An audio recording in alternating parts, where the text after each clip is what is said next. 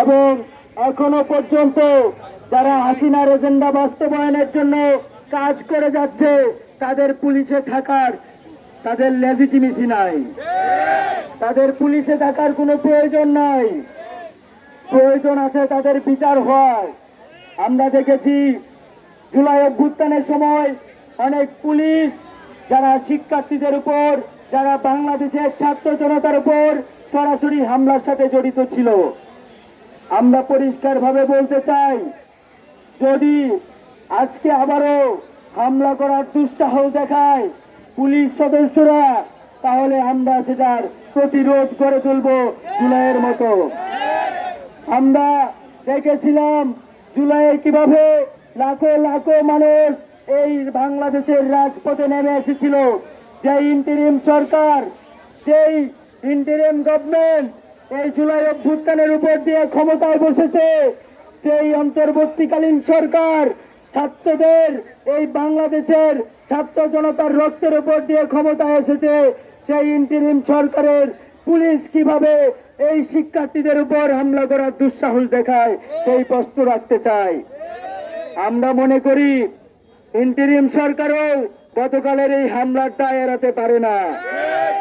আমরা পরিষ্কারভাবে স্বরাষ্ট্র মন্ত্রণালয়কে বলতে চাই, যতক্ষণ পর্যন্ত এই ওসিকে, পটিয়া থানার ওসিকে অপসারণ করা না হবে, ততক্ষণ পর্যন্ত আমাদের এই পটিয়া ব্লকেট চলবে ইনশাল্লাহ।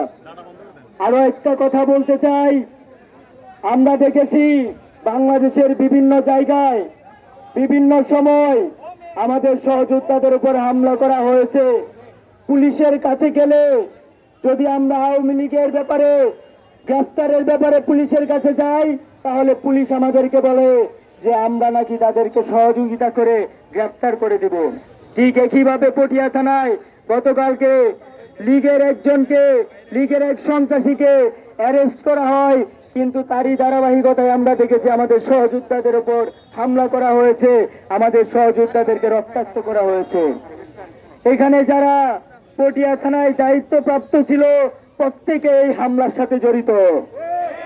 আমরা পরিষ্কারভাবে বলতে চাই, প্রত্যেকের বিরুদ্ধেই ব্যবস্থা গ্রহণ করতে হবে এবং আমরা তখনই এখান থেকে উঠব যখন আমরা নিশ্চিত হব যে তাদের বিরুদ্ধে ব্যবস্থা গ্রহণ করা হয়েছে।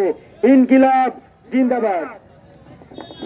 কিভাবে বুক টান টান করে যে বন্ধুকে নয় হিসেবে দাঁড়িয়েছিল আপনারা দেখেছেন। আমরা পুলিশকে একটু হুঁশিয়ারি দিব, আমাদের এই রাজপথে ভয়ের প্রয়োজন নাই। আমরা যদি একজন নারী থাকি, সেই নারী আমরা প্রতিহত করতে পারবো শক্ত হাতে। এবং যতক্ষণ পর্যন্ত এই ওসি জাহেদুল, সেকেন্ড অফিসার সহ যারা যারা এই হামলার সাথে জড়িত ছিল, এখন অব্দি তারা ভিতরে বসে প্ল্যানিং করছে আমাদের উপর কিভাবে লাঠিচার্জ করবে। আমরা ছাত্র জনতা, 24-এর গণঅভ্যুত্থানের ঘটাবেশি ছাত্র জনতা, আমরা এই পুলিশের লাঠিচার্জকে ভয় পাই না। যেখানে আমরা বন্দুকের নল, বুলেটকে ভয় পাইনি, সেখানে আমাদের কাছে এগুলো কিছুই না। যতক্ষণ পর্যন্ত তাদেরকে শাস্তির আওতায় আনা না হবে এবং বিচার কার্য না হবে তাদের, ততক্ষণ পর্যন্ত আমাদের অবস্থান থাকবে। তুমি কি করে থাকো সেইটাও এই ছাত্র জনতা দেখে নিবে ইনশাআল্লাহ। আমরা জুলাই যুদ্ধ আবার মনে করিয়ে দিতেছেন, মনে করিয়েন না জুলাই শেষ হয়ে গিয়েছে, জুলাই যুদ্ধরা ছিনিয়ে গিয়েছে। আমার ভাইয়ের উপর হামলা করবেন, আমরা বসে বসে আঙুল চুষবো না। আমাদের ভাইয়ের উপর সেই হামলা করা হয়েছে, আমার জানার বিষয় হলো এই রাঙামাটির সহসভাপতি যেটি আপনার ছেলে ভাই লাগে গ্রেফতার কেন করেন নাই? আপনাদেরকে যখন গ্রেফতারের জন্য করা হয় আপনারা বলে থাকেন আমাদের সহযোগিতা করেন, ইনফরমেশন দেন, আর আমার ভাইয়েরা যখন আপনাদেরকে ইনফরমেশন দেন আপনারা আগে থেকে তাদেরকে ইনফরমেশন দিয়ে পুলিশ লীগের রাস্তা না, পুলিশ লীগের রাস্তা না, সন্ত্রাসীদের রাস্তা না, সন্ত্রাসীদের রাস্তা না। চালে রে চালে দালালি না রাজপথ, আপোষ না সংগ্রাম।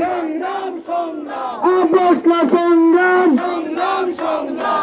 ভাই প্লিজ বসে যাও, আরো অনেকেই আশেপাশে দাঁড়ালো। চলো রে চলো, খুনির লিগের রাস্তা না, খুনির লিগের রাস্তা না, পুলিশ লিগের রাস্তা না, হামলা করে এই আন্দোলন, মামলা দিয়ে এই আন্দোলন, মামলা দিয়ে এই আন্দোলন, হামলা করে এই আন্দোলন, বুলেট মেরে এই আন্দোলন, বুলেট মেরে এই আন্দোলন, ভয় দেখিয়ে এই আন্দোলন। চলো রে চলো, চলো রে চলো, চলো চলো চলো চলো। প্রিয় সহযোদ্ধা, আমরা দেখেছি জুলাই পরবর্তী সময়ে, জুলাইয়ের 1 বছর হয়ে যাওয়ার পরে এই প্রশাসনে কিভাবে হাসিনার পুষা পুলিশেরা ঘাপটি মেরে বসে আছে। আমরা পরিষ্কার ভাবে বলতে চাই, স্বরাষ্ট্র মন্ত্রণালয়ের কনসার্ন নিতে চাই, যদি দ্রুত সময়ের মধ্যে এই পুলিশের বিরুদ্ধে, এই ওসির বিরুদ্ধে, যার নেতৃত্বে জুলাই অভ্যুত্থানের 1 বছর পরে গতকালকে আমাদের সহযোদ্ধাদেরকে রক্তাক্ত করা হয়েছে, হামলা করা হয়েছে, আজকে আবারও হামলা করা হয়েছে, সেই ওসির বিরুদ্ধে ব্যবস্থা নিতে হবে। আমরা হুঁশিয়ারি করে বলতে চাই, যদি পুলিশ বাহিনী আবারও কোনো হামলা করার দুঃসাহস দেখায়, তাহলে আমরা আর বসে থাকবো না। সাবধানে জবাব দিতে বিপ্লবী প্রক্রিয়ার ছাত্র জনতা প্রস্তুত রয়েছে। প্রিয় সহযোদ্ধা, এখনো কিভাবে আমরা ইন্টেরিয়াম গভর্নমেন্টকে প্রশ্ন রাখতে চাই, এখনো কিভাবে পুলিশ বাহিনী এই দেশের ছাত্র জনতার উপর অতীতে অপসারণের সিদ্ধান্ত না আসবে। ইনকিলাব জিন্দাবাদ, ইনকিলাব। বাংলাদেশে হয়তো আবারও জুলাইয়ের পুনরাবৃত্তি করতে আমাদের অবস্থান অনড় থাকবে। এই মুহূর্তে বসে আছেন ভাই, আমাদের ব্যাপারে মন্ত্রণালয় থেকে ব্যবস্থা গ্রহণ করা না হবে, অর্থাৎ এই চাঁদপুরকে অপসারণ করা হবে, ততক্ষণ পর্যন্ত আমাদের অবস্থান চলবে।